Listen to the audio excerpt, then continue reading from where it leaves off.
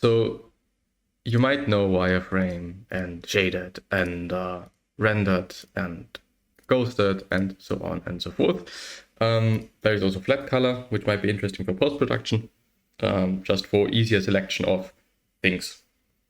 But I really dislike make 2Ds. And because I think it's one isn't as flexible as I think is sometimes necessary or cool to be. This is why I kind of figured out or wanted to figure out how to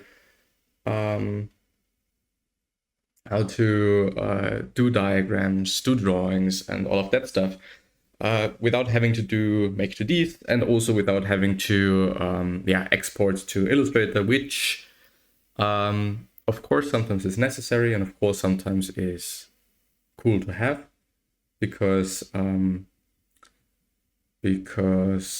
it's just a different feel that you're getting. It's just a different feel of a drawing, and a different style also is possible. But for just way faster iterations and some quick drawings and some quick stuff using display modes and some other tricks and some is often just like really okay, and you don't need to do all the other stuff. Well, so let's hop right into it. The technical display mode has actually quite a lot of options, and I didn't know about them up until like I think a few months ago or something. There's just so much you can do with it, and let's just have a look at the options that we're having here. So we have chosen the whatever. Right here, you can also go to display modes and create a new one. So we might actually make a new one, which is called new mode. Amazing. But I think we might actually have to duplicate. Yeah, we might actually have to duplicate another display mode. So let's copy this one, and it's the I think in the end I'm gonna have so many different display modes in the end of my studies. So it's gonna be copy of technical 02. That's nice. Let's just use this one. So here in the options we can show the hidden lines. We can show the edges or not, which you can only see right here as far as I can see things. Also the seams, also the intersections, where you can then definitely see like the mistakes in the model, so to speak. Also text annotations and all the other stuff, but we need the edges, the silhouette, and creases sometimes are a bit interesting. But yeah, also the curves, which is also interesting. Then here in the shading effects, you can have standard shading, which is like an ambient occlusion type of stuff, or also the default lighting, or the scene lighting, or some custom lighting as well. I think for now I'm gonna use maybe also no lighting, yeah. Default lighting, and then we can also do something like this, which creates like the tiniest effect possible. So we keep it at that. Or we use the parallel lines, which gives everything like a bit of a different look, and we can also rotate things by a few degrees and separate the lines to make it a bit more subtle. And also the width, thicker and thinner. And yeah, and under objects and lines, we have the possibility to, maybe we should also have the hidden lines, which in this case just looks ugly as fuck, but that's okay. We can use the object's color for all of them, which might be interesting, which might be cool if you have some proper colors, yeah, some nicer colors. We might actually, maybe we can do like a quick, let's do some purple. Let's do some purple to see if this is actually kind of interesting. 1, 2, 3. Okay, and this should be the last one. 1, 2, 3, 4. Yeah, I mean, this is also possible. The question is whether I can probably also make this purple-ish. Yes. So now we're having an all purple diagram in seconds. And in the end, I think sometimes it is quite smart to use colors, because changing those colors in Photoshop afterwards is way easier than having some black and white stuff and trying to make this colored. Yeah. And just because I'm here in the shadow section, there's quite a bunch of stuff you can do here as well in terms of the quality of the shadows, which especially in like the rendered or Arctic display mode is sometimes quite interesting to play around with. In this case, yeah, it is a bit unnecessary. Hidden lines, we can make them thicker and we can make them thinner, but I guess we're actually gonna not show them. Yeah, there we go. Lines. So then we are having the edges, yeah, that I do not want to have that thick, and the silhouettes that I do want to have a bit thicker. So we might actually do something like 2. I actually don't know if there is something like 2.5. Can I? No, I can't do that. Okay. And the intersections, we're not showing them. So in the end, yeah, we don't need them. Or we could do it like single color-ish. Yeah, and then have something like this. And then, of course, we have to also change the shadow color again, so that everything is fine again. I'm just seeing, oh no, I might actually have to use like this audio here because my phone is dying right now. Well, anyway, could also plug it in, right?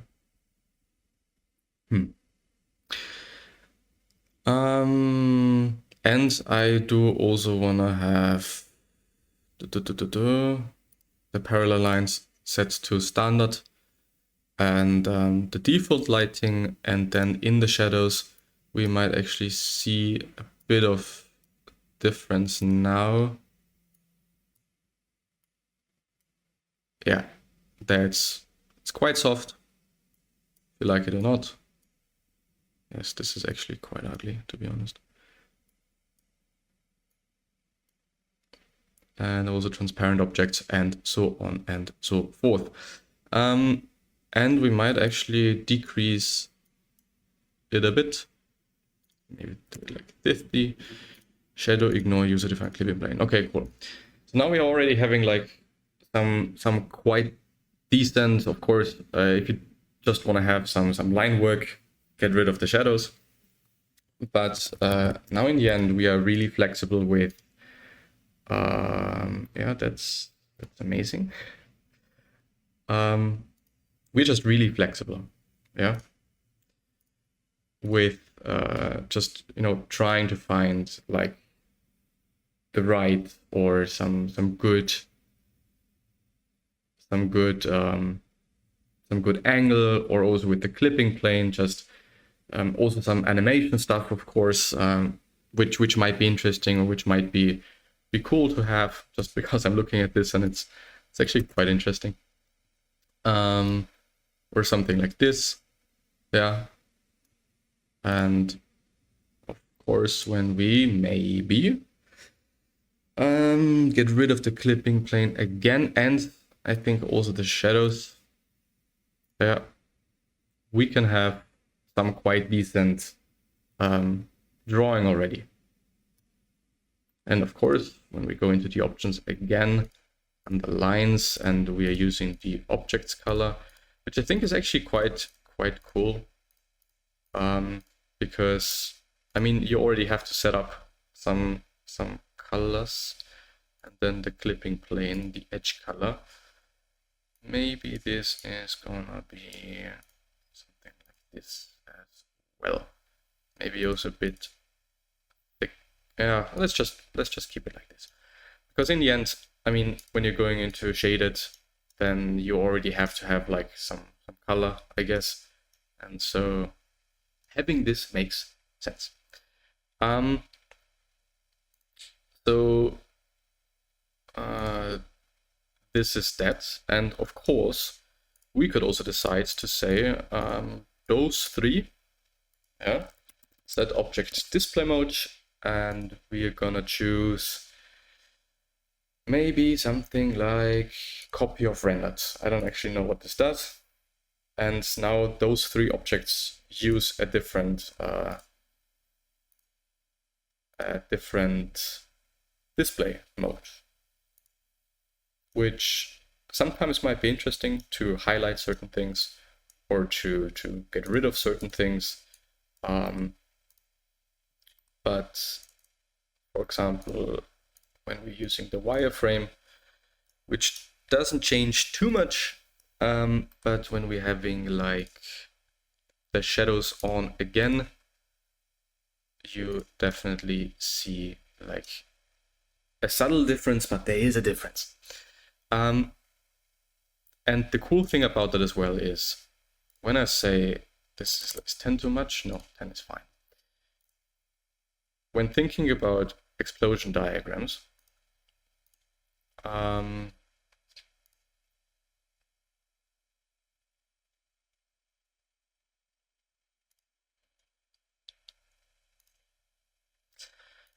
you can make them quite easily using this technique or this workflow. I do want to have it something like this, and I also want it to be a line type, like dashed, and probably set line type, no, set line type scale. Sometimes it's a bit too small, maybe like 20, 50. This is probably way too much. No, it's actually quite okay. And of course we can then like copy these a couple of times until we create the desired effect we need. And in the end, we now can again choose like the angle or show different angles. Of course, you have to maybe duplicate your model, and of course it sometimes might be a really pain in the ass, especially if you're having like some really big models, but I think it's really worth it for the flexibility that you're having afterwards. And yeah, this is kind of the first thing, and we might actually get rid of the shadows here. And now we're already having some decent, yeah, some decent work diagram, work in progress thing. And to step it up a bit more, we can use materials. The thing is, the last few times when I decided to use materials, my Rhino crashed. So I might actually do it here. We are gonna use something like maybe physical based, maybe just custom. Let's just choose custom. And I might actually have to, because I don't want to blur stuff, choose some texture here. And the trick now is to get some patterns, some hatches from the interwebs and using them as a texture. So that in the end, you are having like some nice hedges without actually having to hedge things. And as a bonus,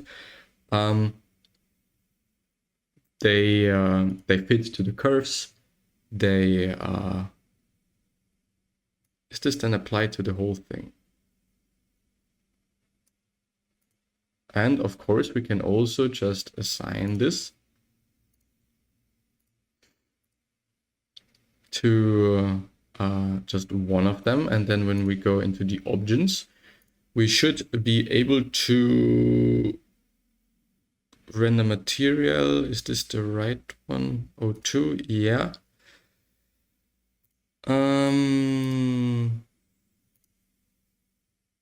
Yeah.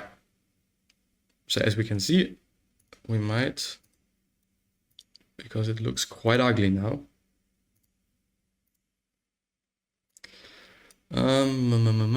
What was the trick there? I might actually have some texture on here as well.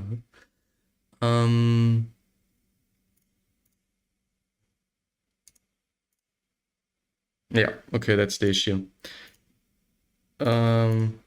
Even though we're not actually having something like shadows, it's doing some weird stuff. But as you can see, there's this texture now on the whole group here, which is fine for now. But the cool thing is that Rhino actually has quite a few options to play around with when it comes to the textures. So we can rotate them, and we can also set them to box. So we can also just map them by hand onto the geometry. But we can also say, okay, I want to have it in grayscale, and I do want to invert it. Yeah, which the other way around. Which gives us the possibility to create this very subtle texture onto here. And if you're having Rhino 8, you can also do the same thing for the clipping edges and so on and so forth. And of course, it makes sense to not apply this one texture over the whole thing and just have a different texture here, a different texture here, because there's then also not going to be like this weird problem with, no, that's, maybe let's use this in the meantime. Yeah, and when you're doing it for all of those, and maybe we might actually also be able to color it. We might be able to color it. Saturation, hue shift. Color mask. Can I do that?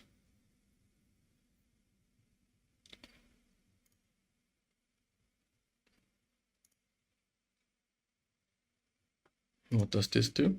Yeah, I don't know. No repeat. Okay, yeah, that's useless. Display in viewport, graph. Does this give me anything?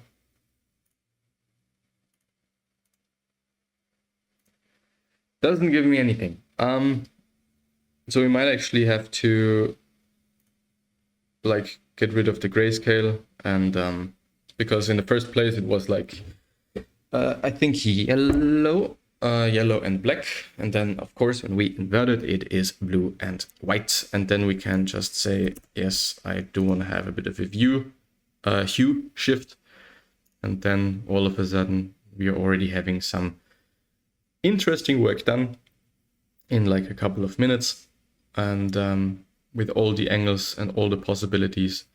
And of course, when we get rid of this clipping plane maybe fully, then we're having something like this, which I think is already quite nice. And of course, something as well that we can do is ray tracing all of it.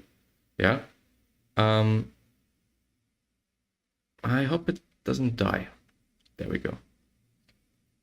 Because when we are ray tracing it, we as well have like the possibility to set the object's display mode and have some interesting rendering. There's also like just like a bunch of render properties that you can play around with, like whether it's like the backdrop or you can also have like this environment type of thing.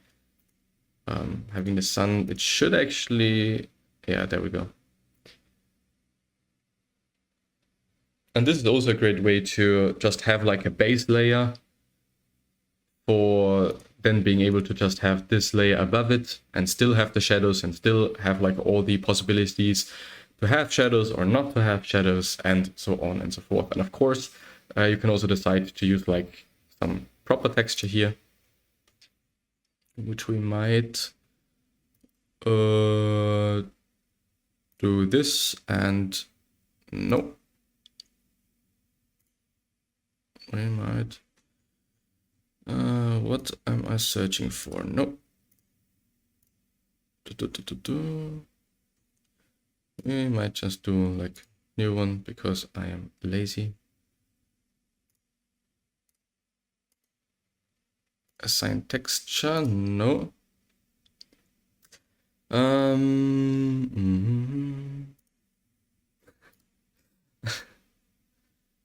Like there's also just so many different things that you can do with it. Also having like these physical ones that we might just apply to this one here, just because we can. We might actually do it metallic, and we might decrease the opacity of it. There's like so many possibilities that you're having here. Also with like bump maps, and there's also where is it? There is also the possibility for displacing things with a displacement map, and or just bevel edges or thicken. If you have some geometry that's really fucked up, you can thicken it and hope that it kind of looks like there is some width to it. Yeah. But what I wanted to do actually is base color. Where were these options? Choose this for some reason. You can't see anything. Amazing.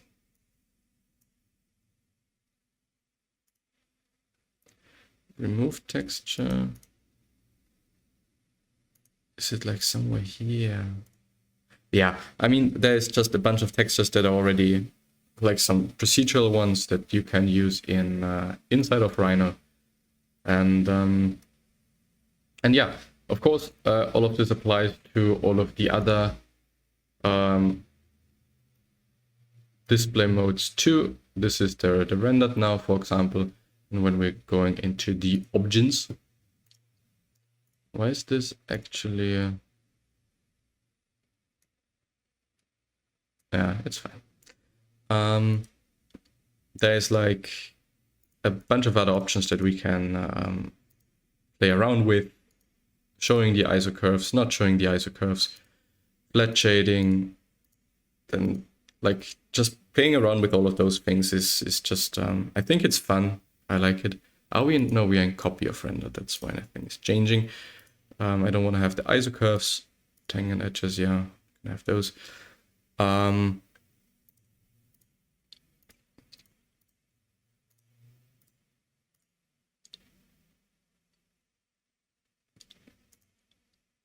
Here the shadows do make a difference. Yeah, having something like this or something like that. blurring or not blurring. Some really harsh ones.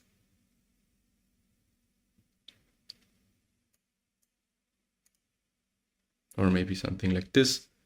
And maybe also having it like this purplish color. And all of a sudden we are having some interesting, I think, at least base to work with. And in combination, I'm also going to show you this one. This is one that I've downloaded from the interwebs on some Rhino forum, as far as I know. Just using like the objects layer color to have like this map that you can then use in Photoshop. Yeah. Then of course, what are we having here as well, which might be interesting? Okay, this is ugly as fuck. It's yeah. Yeah, of course, like there's just so many possibilities, and again, there is a lot of things possible inside of Rhino without having to go to some other software, without having to have this pain of making a make 2D and stuff like that. Yeah.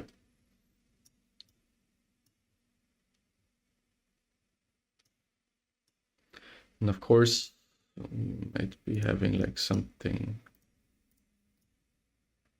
like this. And just to show you what is happening here.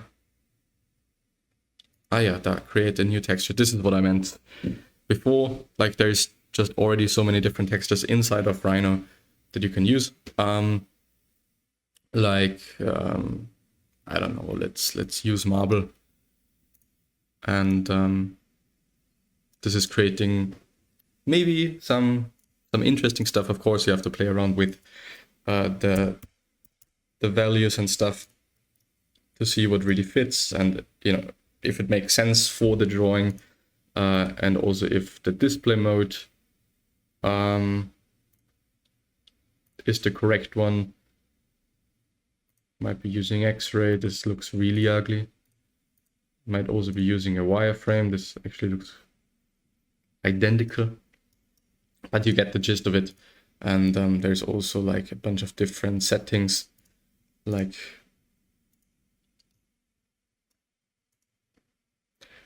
these.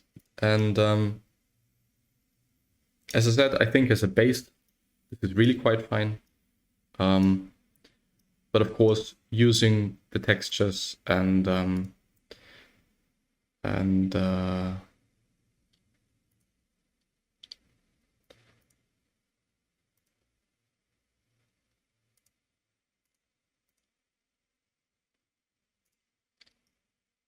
using textures and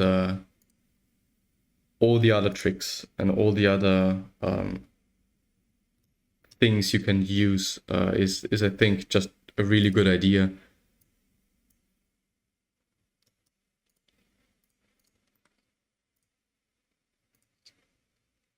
Yeah, I think that is actually quite it. I probably have forgotten about quite a few things, but that's fine. I guess for now, this is good. And of course, you can always like bring it into. What is also sometimes a really nice trick is doing something like this.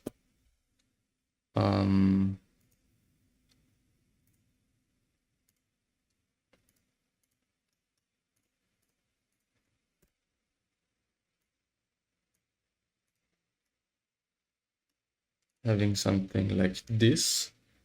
And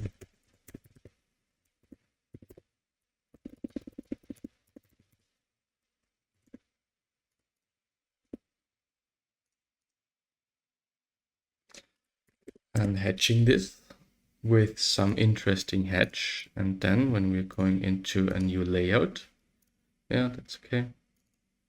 And we are having a look at the front. front. And with our new and interesting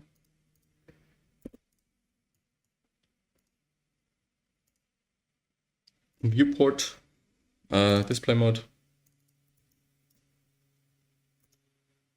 And then having some people in there as well, maybe also in the Rhino file in front of the things. And of course, you can also have like different hatches here, or a bunch of different hatches and some nicer hatches. Yeah, I think this is it. I hope it was helpful. I hope you were able to get something out of it, and making life a bit easier as a student. Yeah, making things faster, easier. It shouldn't be a pain all the time. Doesn't make much sense. And